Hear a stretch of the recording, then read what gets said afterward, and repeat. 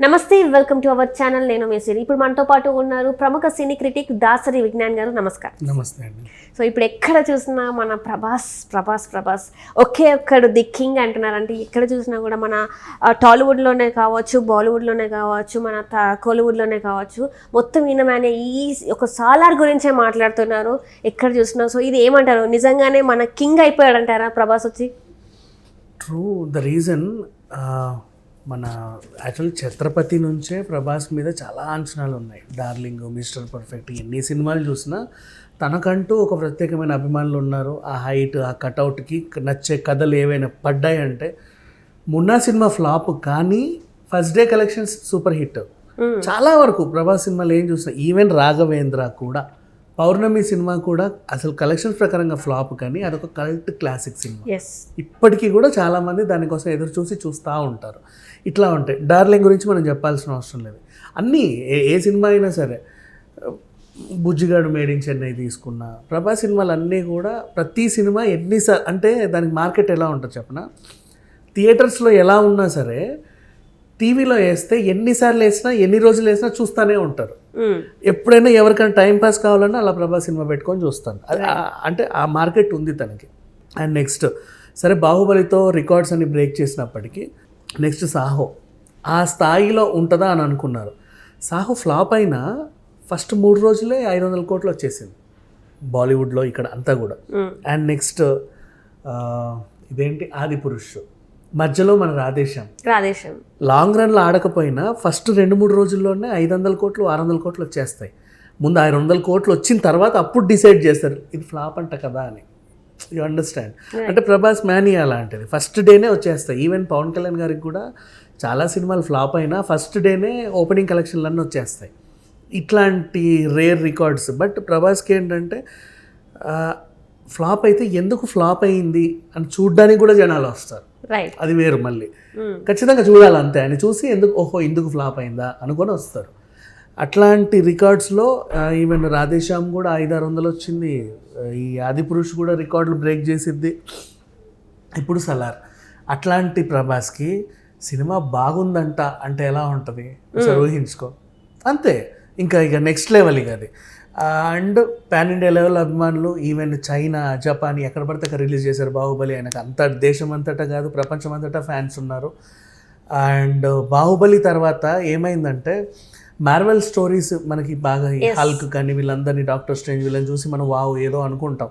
వాళ్ళ బొమ్మలు వస్తాయి, వాళ్ళ పేరు మీద బ్యాగులు, టీషర్ట్స్, పిల్లల కంపాక్స్ బాక్సులు, లేకపోతే ఫోన్ వెనకాల కవర్లు, ఇట్లాంటి థీమ్ వస్తాయి. ఈవెన్ బర్త్డే పార్టీస్కి కూడా నేమో theme, Tom and Jerry theme లాగా బాహుబలి థీమ్, ఇట్లాంటివన్నీ వస్తాయి. బాహుబలి ఒక థీమ్ అయిపోయింది.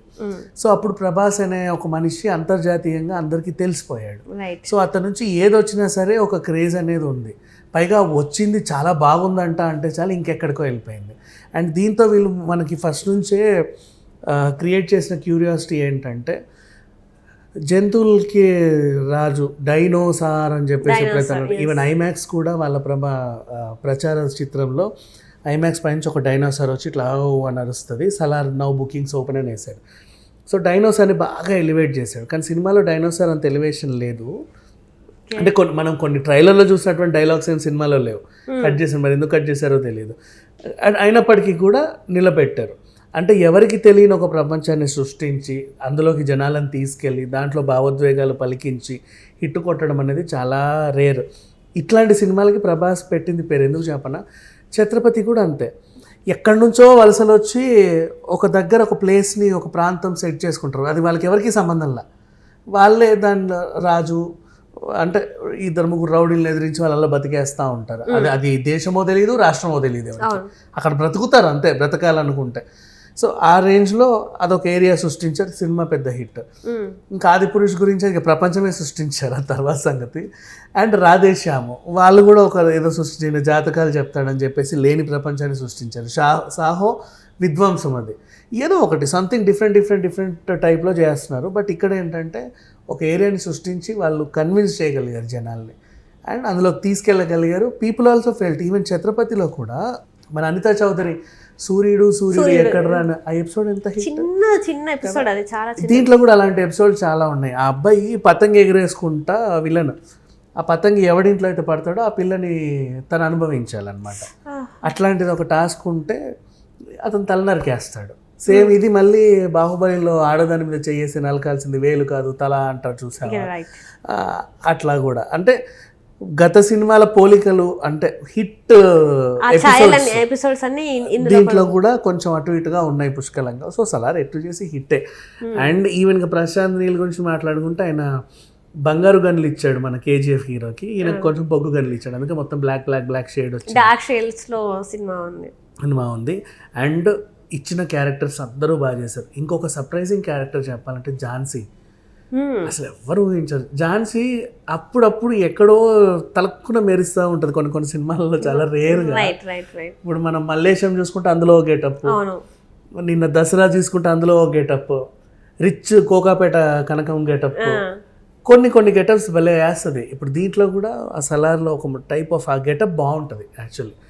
నిజంగా ఝాన్సీ బాగుంది, బ్రహ్మాజీ అందరూ బాగా చేశారు. ఒకరు ఇద్దరని కాదు, ఈశ్వరీరావు కానీ హీరోయిన్ దగ్గర నుంచి.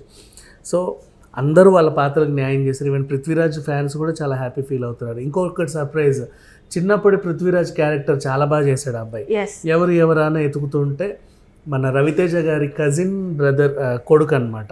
సో రవితేజ కూడా కొడుకు వరుసే అవుతాడు. సో ఆ అబ్బాయి కూడా కొంచెం తెలిసిన మనిషే. ఆడిషన్స్ చేసి మరి ఆయన సెలెక్ట్ చేసుకున్నారంట. ఇట్లా సలార్ గురించి ఎన్ని చెప్పినా తక్కువే, 1-2 అని కాదు. అండ్ ఇంకా ప్రభాస్ గురించి, ఇప్పుడు ప్రభాస్ ఇంకా కింగ్ ఒక రాజు. ఇదంటే ప్రభాస్ ఏది వచ్చినా సరే మినిమం 1000 కోట్లు 100%గా రాసి పెట్టేసుకోవచ్చు అట్లా. సో మొత్తానికి అయితే ఇప్పుడు అన్ని స్టేట్స్ లో ప్రభాస్ మ్యానే నడుస్తుంది. ప్రభాస్ ఇస్ కింగ్ అని చెప్పేసి అయితే, ఒకవేళ లాంగ్ రన్ లో ఇది కనుక 2000 కోట్లు కొల్లగొట్టిందంటే ఇక కింగ్ పాతుకుపోతాడు. అంటే మామూలుగా అయితే మనము కింగ్ షారూక్ ఖాన్ మనం మాట్లాడతాం. సో ఆ ప్లేస్ ని భర్తీ చేస్తాడని అనుకోవచ్చా? అంటే కింగ్ ప్రభాస్ అయిపోతాడు అనుకోవచ్చు. అట్లా అంటే కింగ్ నాగార్జున కూడా అంటాము, అదేం లేదు. బట్ బేసికలీ చెప్పాలి అనుకుంటే కింగ్ మేకర్ ఇన్ సెన్స్ తను వచ్చాడు థియేటర్స్లో కంటే చాలు, ఎంతమంది వచ్చినా సరే తనే నిలబడతాడు అనేది. అంటే బాలీవుడ్ నుంచి ఒక మహా మనిషి వచ్చాడు, హాలీవుడ్ నుంచి కూడా ఒక మహా మనుషులు వచ్చారు, దిగ్గజాలు వచ్చినా సరే ఎంతమంది రాని నేను వచ్చానంటే థియేటర్లన్నీ నావే అనేవాడు కింగ్. సో ఆ పేరు నిలబెట్టుకున్నాడు. Right, thank you so much.